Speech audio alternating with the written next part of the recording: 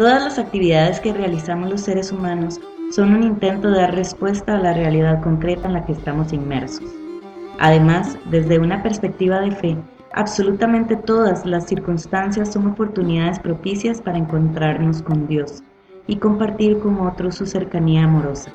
Por eso, para reflexionar acerca de la presencia de los frailes menores conventuales en Centroamérica, es indispensable recordar que vivimos en un mundo muy cambiante y que, por lo tanto, han sido muy diversos los contextos en que los hermanos franciscanos han desarrollado su historia misionera.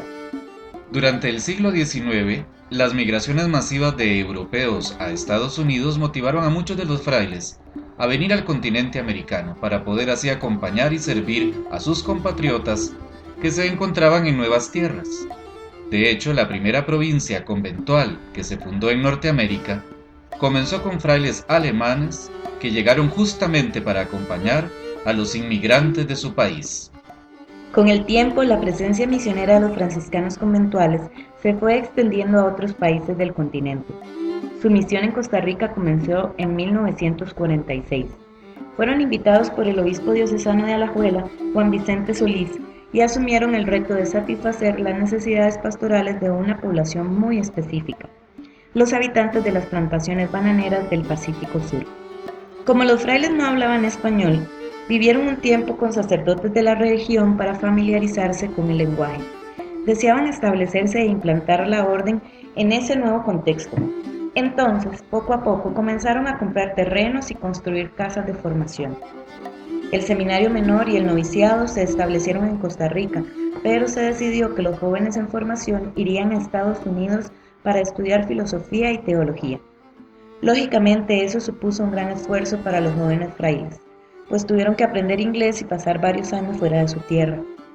Además, ese estilo de formación hizo que los primeros años de la orden en Costa Rica tuvieran un sabor bastante norteamericano en muchos sentidos. De momento, la orden no se imaginó que una auténtica inculturación del carisma iba a requerir una formación más arraigada en el nuevo contexto sociocultural en que se encontraban. Sin embargo, a pesar de las dificultades, poco a poco se fueron ganando el aprecio de los lugareños. La parroquia de Golfito, en la zona sur de Costa Rica, fue para ellos un auténtico campo de misión con gente muy sencilla. Había selva por todas partes y los caminos transitables eran muy pocos. Los frailes aprendieron a realizar trabajos muy arduos y difíciles, mientras tenían que lidiar también con el pesado clima del trópico húmedo. Al mismo tiempo, el trabajo pastoral en esas zonas rurales les permitió quedarse en las humildes casas de algunas familias, por lo que tuvieron la oportunidad de experimentar la hospitalidad de las gentes del lugar. Esto permitió un mayor acercamiento a la realidad de las personas. 4 años después de haber fundado su misión, Víctor Manuel Sanabria, obispo diocesano de San José, les pidió a los frailes iniciar un colegio que fuera capaz de competir con tantos sistemas inspirados en modelos políticos liberales. La intención era ofrecer una educación bilingüe de calidad y al mismo tiempo una sólida formación cristiana. Fue así como los frailes decidieron alquilar una vivienda e inauguraron el Colegio San Francis el 20 de marzo de 1950. De este modo, la presencia misionera de los franciscanos menores conventuales en Costa Rica quedó consolidada en dos grandes áreas: la asistencia a parroquias rurales y la educación formal. Los frailes misioneros se convirtieron también en frailes educadores. La segunda etapa de la misión conventual estuvo profundamente marcada por los cambios que promovió el Concilio Vaticano II. Los frailes de aquel entonces se caracterizaron por una gran apertura a los cambios y asumieron muy libremente la responsabilidad de implementar en su nuevo contexto las decisiones del concilio. En 1968, la Conferencia General del Episcopado Latinoamericano que se realizó en Medellín, Colombia, comenzó a despertar en la Iglesia latinoamericana un proceso de renovación y de análisis crítico de su situación. Fue así como los frailes cayeron en la cuenta de que sus candidatos necesitaban una formación filosófico-teológica mucho más latinoamericana. Esto fue posible gracias a la fundación del Instituto Teológico de América Central. Las nuevas formas de pensar hicieron que algunos miembros de la orden se cuestionaran acerca de la pertinencia del apostolado educativo. Por esta razón, unos quisieron asumir también otras parroquias en zonas urbano-marginales, que facilitaban un mayor acercamiento a los pobres, y algunos otros se siguieron encargando de la labor educativa. Los frailes nacidos en Costa Rica empezaron a enfocarse más en apoyar los movimientos populares, mejorar la conciencia social de los estratos inferiores y acrecentar la participación de los laicos en sus parroquias. Esa espontaneidad y libertad causaron gran impacto en el clero costarricense, que rápidamente concibió a los frailes como gente libre pensadora y extremadamente creativa. Justamente por aquellas épocas, en 1970, empezó también la misión en la hermana República de Honduras. Debido a la falta de sacerdotes en ese país, comenzaron asumiendo algunas parroquias, y desde el principio, los frailes le imprimieron a esta misión un carácter muy específico. Su deseo era vivir pobres entre los pobres. La guerra en Honduras, especialmente después del cruel asesinato de Fray Casimiro Saifer en 1975, obligó a los frailes a establecer su proceso formativo en Costa Rica.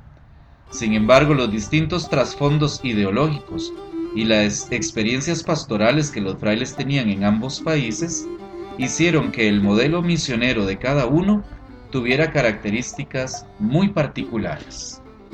Unos años después, la presencia de la orden se extendió también de Honduras a El Salvador, donde el obispo diocesano pidió a los frailes encargarse de una parroquia y pudieron establecer ahí una casa de formación.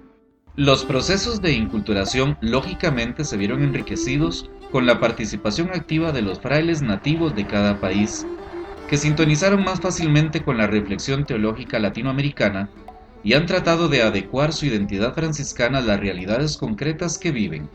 El reto es complicado porque se necesita, por un lado, una cierta sintonía con las decisiones de los primeros misioneros y, por otro, una inmensa capacidad de innovación y renovación para que la presencia de los frailes siga siendo significativa en su entorno. A finales de los años 90, los frailes de Costa Rica decidieron dejar todas las parroquias que tenían en manos del clero diocesano. La principal razón fue que la falta de vocaciones estaba disminuyendo el número de miembros, por lo que no era posible una verdadera vida comunitaria en todas las casas. Además, la gran cantidad de obligaciones que implica la vida parroquial no sintonizaba con el deseo que tenían los frailes de asumir una mayor variedad de apostolados. En esos años se fortaleció el apostolado educativo, pues los frailes redescubrieron que ese era en realidad un modo muy efectivo de acrecentar su labor pastoral, especialmente mediante la enseñanza de la espiritualidad franciscana y la doctrina social de la Iglesia. De hecho, se implementaron programas de trabajo social en todos los niveles, para concientizar a los estudiantes del colegio y educarlos en el compromiso de construir una sociedad más fraterna. También se crearon algunos centros de espiritualidad y se procuró mejorar los procesos formativos de la orden. Como se puede notar, la presencia de los frailes menores conventuales en Centroamérica no es una cuestión estática. Ellos procuran estar siempre abiertos al impulso dinámico del Espíritu Santo y reflexionar constantemente acerca de sus apostolados para poder diversificarlos cuando se requiera e incursionar en nuevas áreas donde se estén necesitando. Justamente gracias a este tipo de reflexión, fue posible que la comunidad tomara recientemente la decisión de iniciar su presencia en Guatemala. Por eso, desde el año 2012, los franciscanos conventuales están presentes también en ese país y están prestando sus servicios en la Rectoría de San Francisco. En los lugares donde viven, los frailes han promovido la creación de fraternidades de la Orden Franciscana Seglar y de la Juventud Franciscana. El compromiso social de la Orden ha sido siempre muy claro, pero los métodos utilizados en cada país han sido sumamente diversos. Esa diversidad a veces genera diferencias ideológicas con respecto a estilos de vida y orientación del trabajo pastoral, pero esa pluralidad no va en detrimento de su labor misionera, más bien es una enorme riqueza que los frailes valoran y aprecian. Por eso resulta tan provechoso que los frailes promuevan siempre un diálogo sincero, se atrevan a confrontar sus propias ideas y se dejen interpelar por las propuestas de los laicos que trabajan con ellos.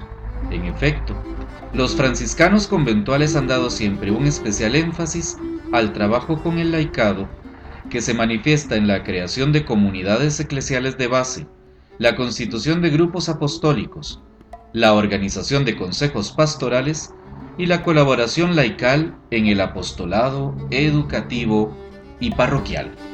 Y esta es una historia de nunca acabar. Constantemente los hermanos menores conventuales tratan de redefinir quiénes son y hacia dónde quieren ir.